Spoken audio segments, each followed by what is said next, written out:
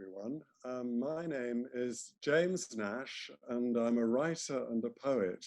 And I often am a literary host for different festivals in the north of England. It's a rare thing for me to actually assist at the launch of a very good friend, and it feels an absolute privilege to be introducing Steph Shields tonight. I've known Steph for probably 10 or 11 years. We're members of the same writing group, and she has a sort of history a bit like mine. We kind of came to the north of England in our 20s, and here we are many, many years later, not quite Yorkshire people, but very wedded to the county. Now, Steph has written many, many things, lots of poetry, short stories published in collections, her own short story collection published 3 years ago, Swan Landings, which was a wonderful evocation of the Washburn Valley, where she has been farming and living for quite a long time now, a kind of remote and beautiful part of the country, just a little north of Leeds. And Swan Landings was her kind of debut publication. But tonight, we're going to be talking about how Steph started writing, but mainly the focus is going to be on her latest book, The Strange Woman, this extraordinarily lovely book, which is physically beautiful too, because the illustrations and the design are by one of our close friends, Jackie Fleming, who is an epic cartoonist and illustrator. So Steph, it's really lovely to be with you tonight and sharing this exciting launch with you. Let's go a little back in time and just tell me and tell us how you started writing and what makes you write.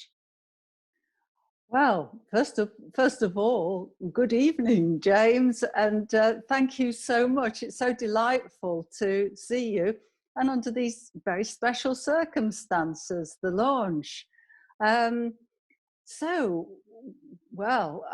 you rightly say, the original impulse from childhood was for poetry, and it's only over the last, say, 12 years that I've been writing short stories.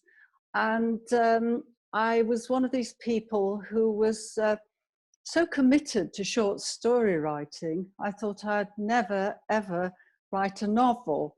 But somehow things turned out differently. You're quite right. I take my inspiration from the Washburn Valley, from nature, from the north of England, sometimes Ireland, sometimes further afield. But what actually led me into this writing of a novel was, again, the Washburn Valley. It's brilliant. I mean, it's a place I only discovered from knowing you.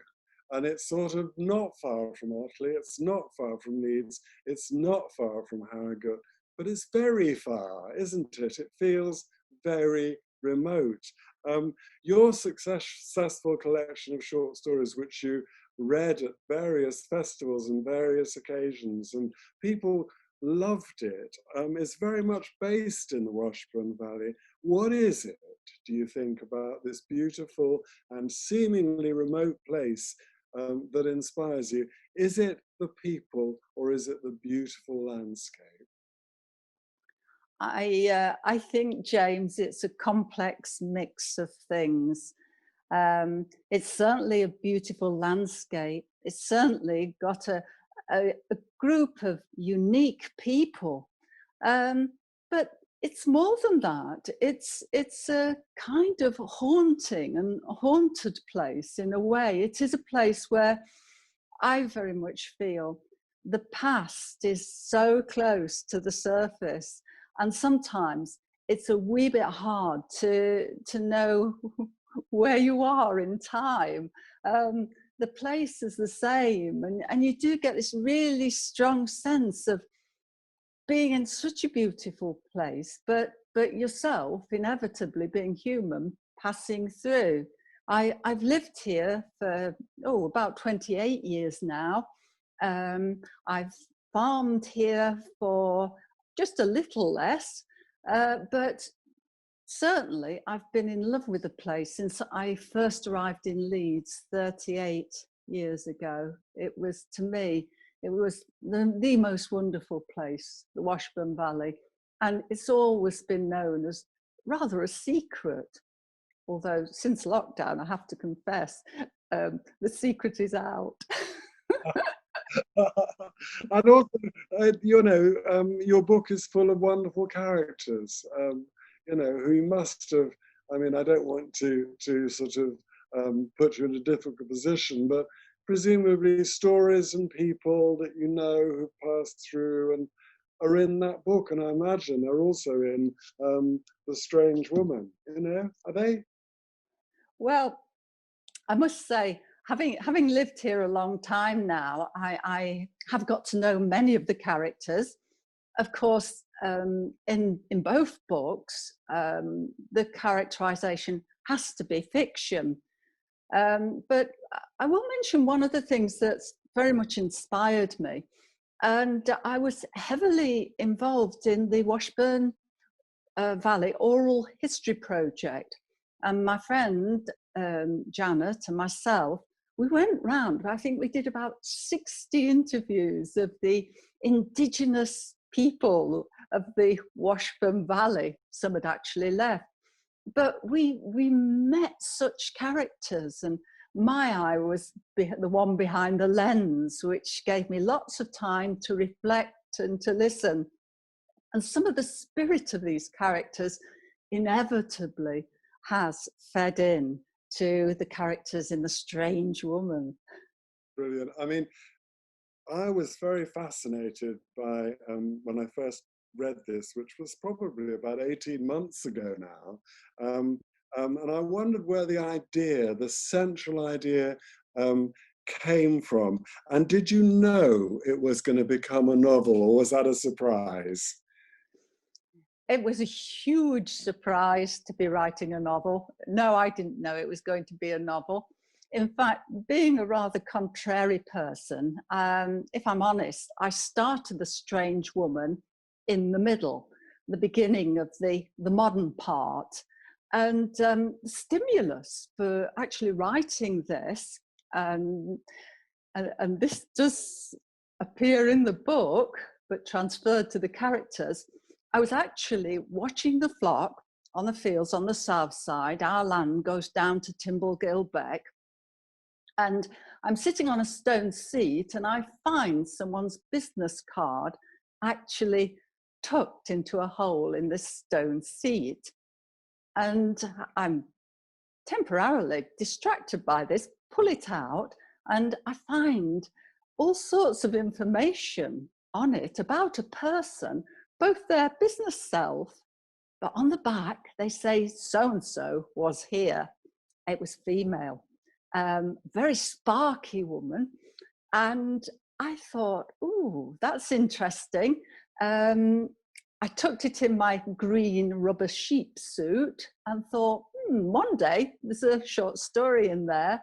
Perhaps I'll make one of the local farmers in my imagination fall in love with this character.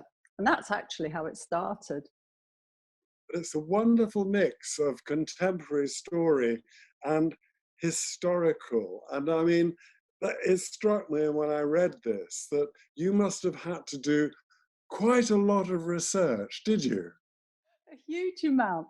I better just say that there was another impulse for writing the book. Shortly after I moved here, one of the local farmers, who was a descendant of one of the witches, told me that it was, he mentioned that he was descended, and he said it was a terrible do.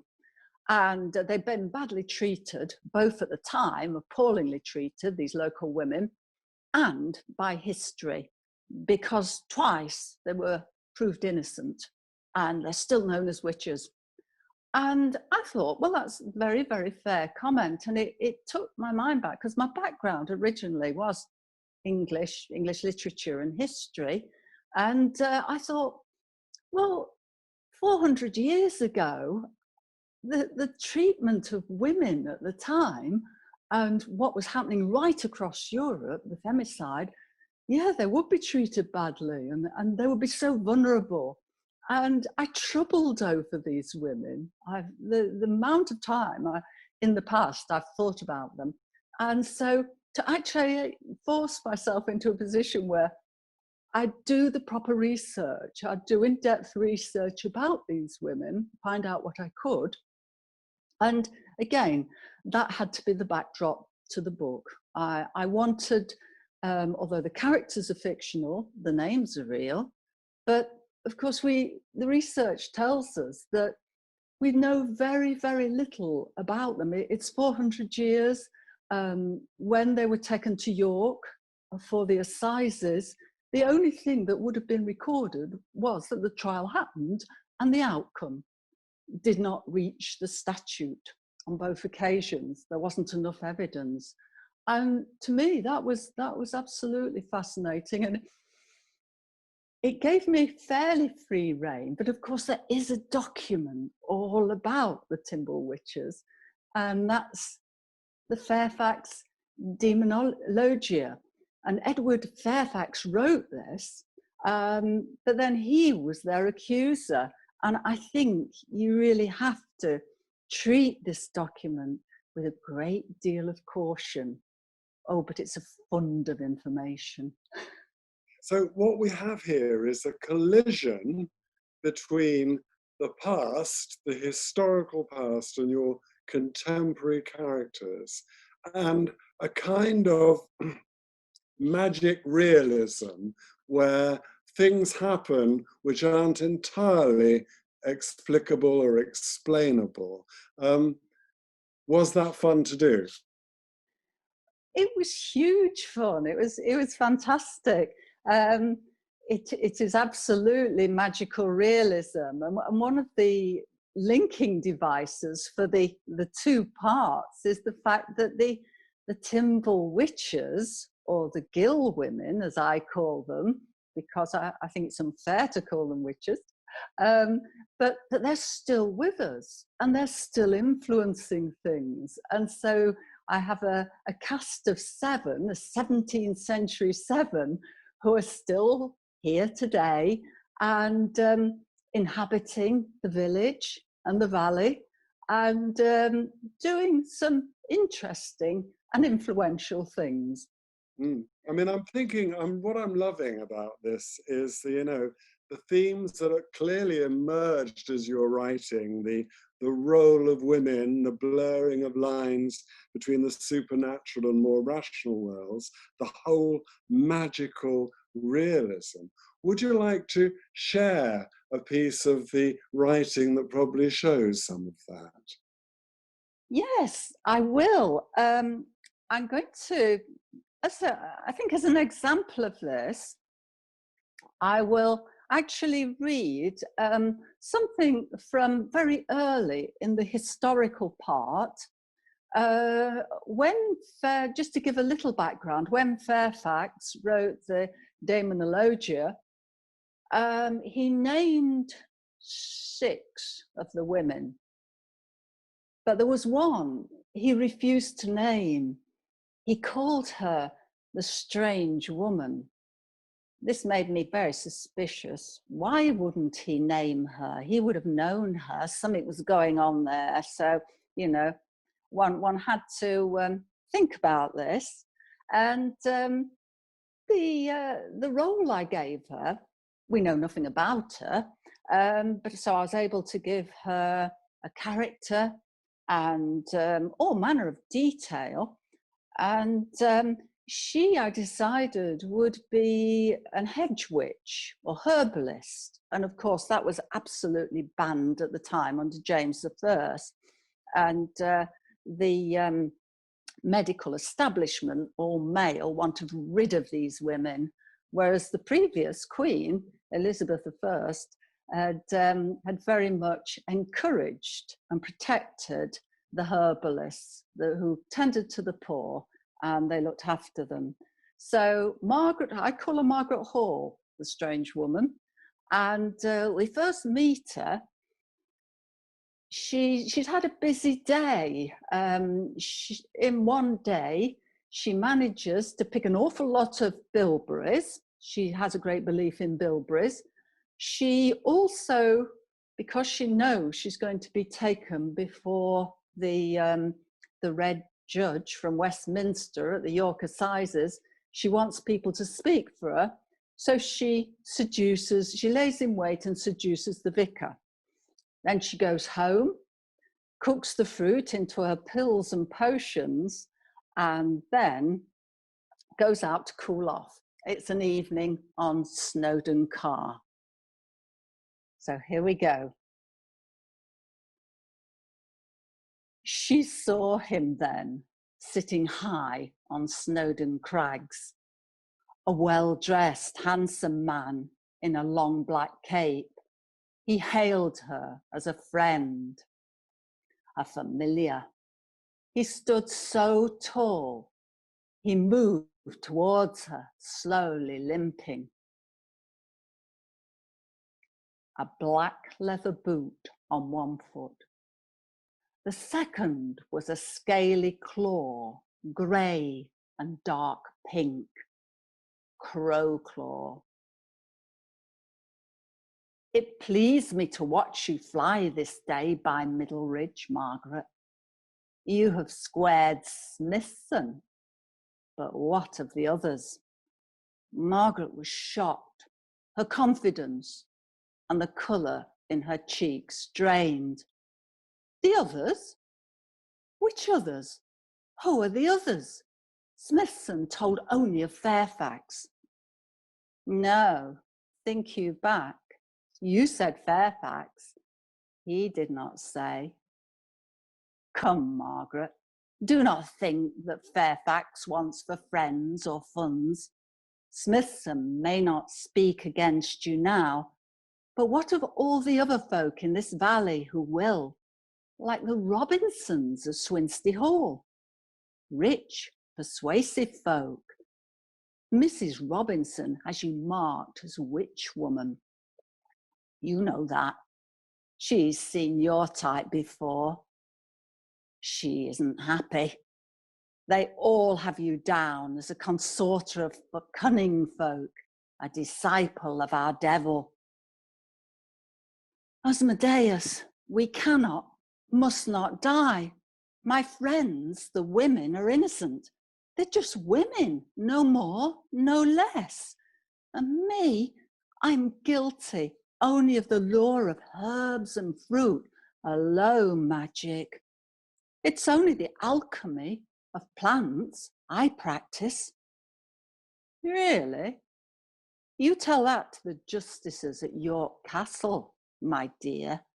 They will see you hanging, your lovely, well-turned calves paddling the air, those shapely ankles.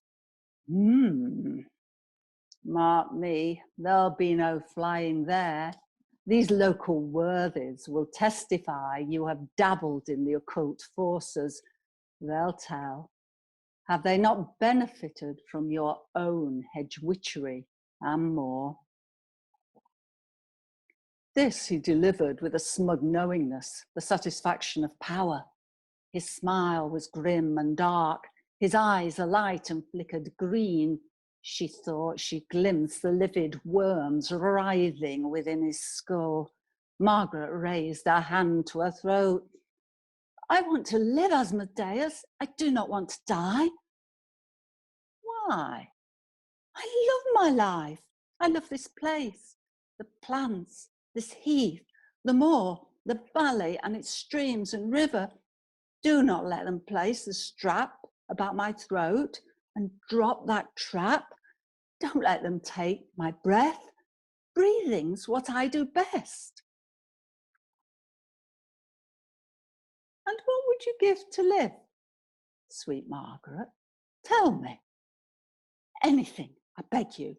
I would do anything. Then dance with me, here, now, twixt the tree of life and the death's head rock, you will not be the first. Cast your clothes and come beneath my cape. We may be seen. Her hands drop from her throat to her breasts. Cast your clothes, Margaret. Come, catch my bill. You'll be beneath my cloak. We will be invisible. The dark figure rose slowly off the ground. Margaret, caught in indecision, desperate yet still distrustful, rubbed her brow. Her hand dropped to cup her mouth. Asmodeus hovered. His arm appeared to lengthen, reaching down. Come. And we'll leave them there. Wow. I'm always so pleased to hear the writer read their own work. It gives a special something, real privilege to hear you read that, Steph. It was fabulous. The challenges of writing a novel. I mean, you've taken us back to the past there. But I was struck when I was reading, I'm not a novelist, I'm a poet. I was struck by the thought of what drove you on to write this fascinating book. What were the things that made you push through and write it? What was it? Well, the deeper I got into it, the more desperate I was to do the women justice. And to me, it became a very, very important subject. The whole point about witch hunts and the dreadful treatment of women then has a great resonance now. There are places in the world where this femicide, this murder of women, really because they are women, on that ground is enough, has gone on, and it's happening at places in the world now. And I thought, I wonder if I can just get to grips with what was happening then.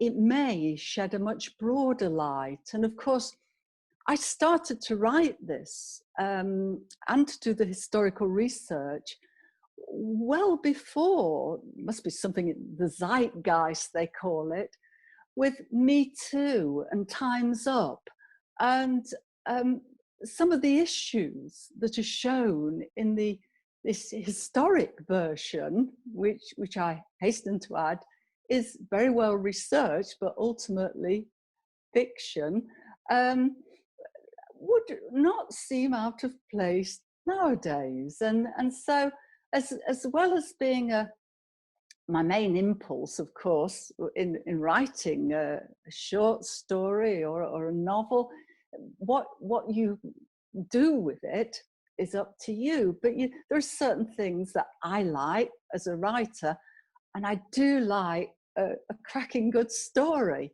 with pace.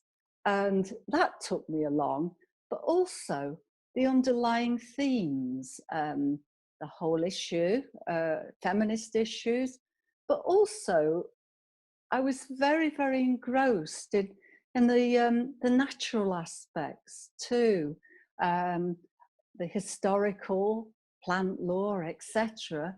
And of course, farming now, totally involved in nature and the seasons, and also very, very riveted by what's happening in British farming. So there are all manner of things going on, rewilding. You know, what is the future of farming in the north of England? Where should farmers be going now? All of this, it became a ferment, a cauldron, as it were, of things that drove me forward. I mean, I was fascinated by your creation of the modern young woman as part of your story. Where did she come from? Well, I, as well as being a sheep farmer, there are very few full-time ones of those now. People have to do many things. And I was also very full-time in further education. And I worked with some very sparky young women and not so young women, some very, very lively women and very assertive. And my college, Shipley College, we had some very, very fine male staff, but the senior management team was certainly balanced towards the female, which was unusual. And so I drew a lot from the women I dealt with, many of whom seemed to come from Hebden Bridge. That's not a surprise to me at all. And so I drew some of their strengths, and I thought, what this rather curmudgeonly North Yorkshire farmer, he needs to fall for, whether he wants to or not, a woman from Hebden Bridge. So fab. I hadn't quite picked that one up. That's so fab. Did you end up getting to know and loving your characters by the time you'd finished writing the novel? Oh yeah, yes. I become very affectionate towards my characters, and I mean, I've created a monster in Fairfax, but I must say I enjoyed his company too. And in fairness, it's a novel with lots of very fine male feminists as well. And the men, there are some really good men. I mean, Vicar Smithson from the 17th century was an absolute star. And I think Foster, the male lead in the modern part, he changes under the influence of Izzy, and he probably reveals his true self by the end of the book, which is a gentler and more thoughtful character. So that I'm fond of all of these characters. I think we could have another reading now. Would you read us some more from your book? Yes, of course. I thought perhaps something that bridged ancient and modern. And this reading is going to be from the modern part. And it's from a chapter called Meeting the Family. And this stars Izzy, who's the female lead. And this is going to be the first time that she meets the 17th century 7 women. It takes some courage to deliberately put yourself in the path of a 400-year-old woman. Izzy has waited patiently on the stone seat. The sun is warm on her face. It's a hot afternoon for late March. Such balmy days have become more common of late, but they still thrill the soul and raise the spirits, though each such day carries a warning of the recent warming. Izzy has become strangely distracted. She's reliving the moment she pushed her business card into the hole. That seemed like a lifetime ago. Linda, a friend, had begged her not to do it, but she had insisted and cast away caution.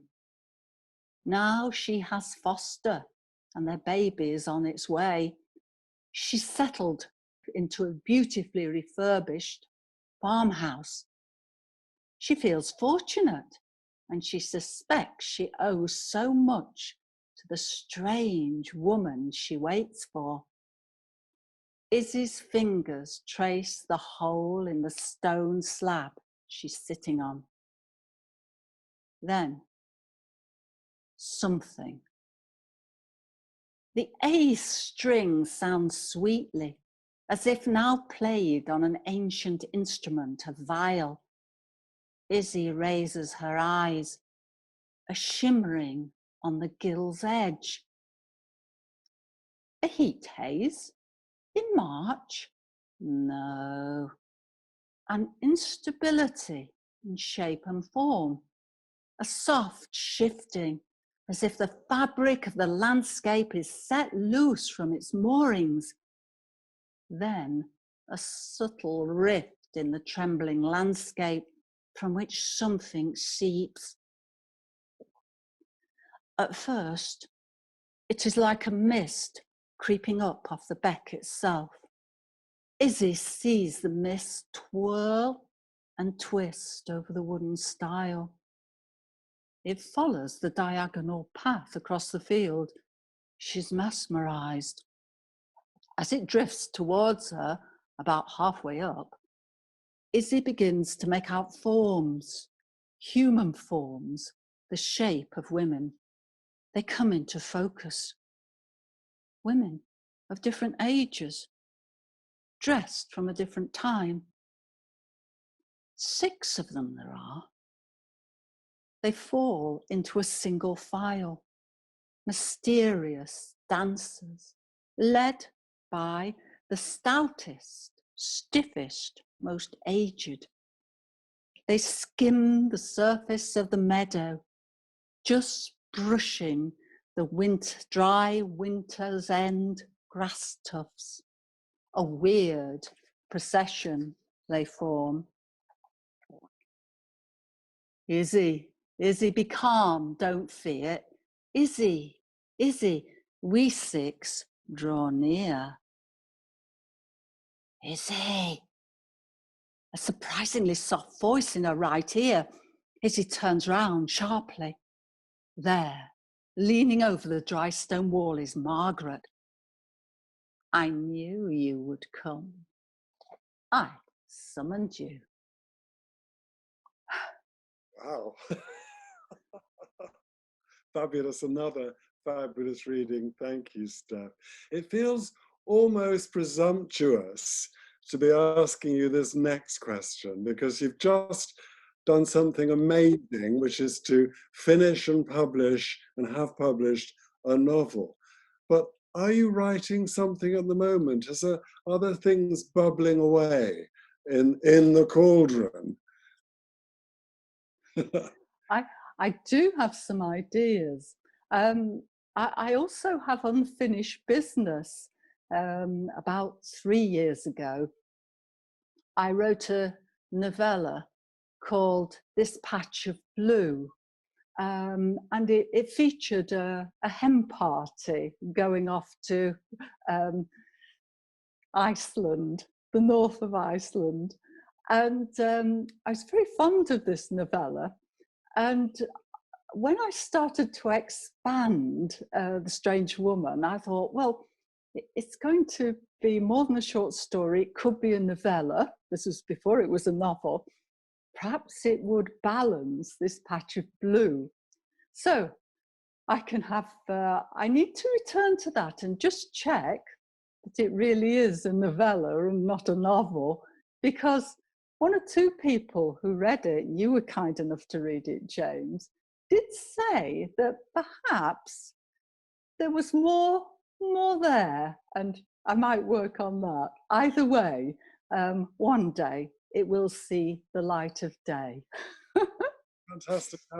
I just have one more question, which is, anybody watching this, and I hope you've enjoyed it as much as I have, how can they get hold of your book, this book, and the collection of short stories? Where can they go?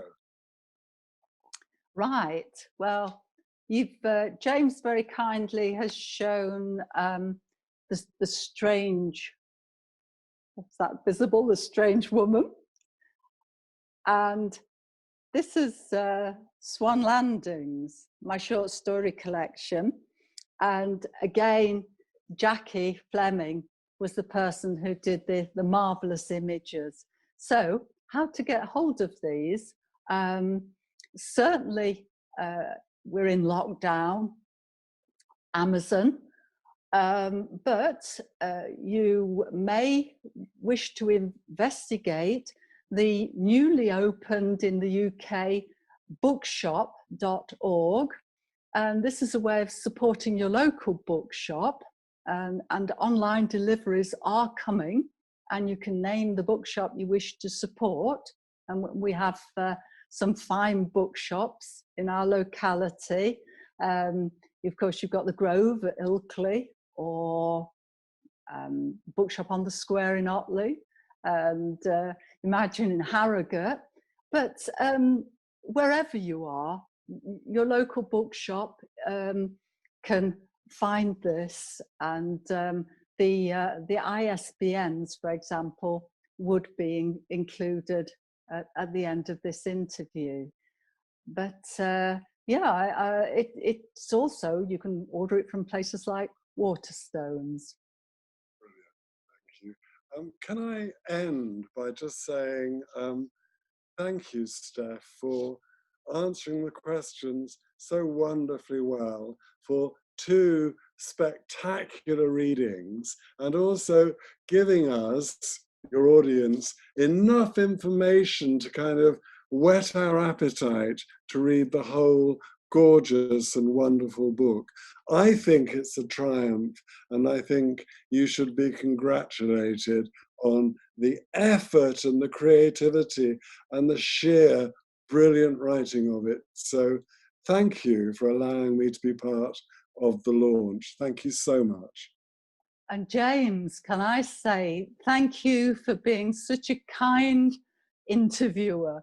You have been very, very wonderful in interview, and you've asked some very, very interesting questions. So I will bid both yourself and Apollo, I see behind you, I bid you both good night. Thank you, Steph. Good night to you. Bye.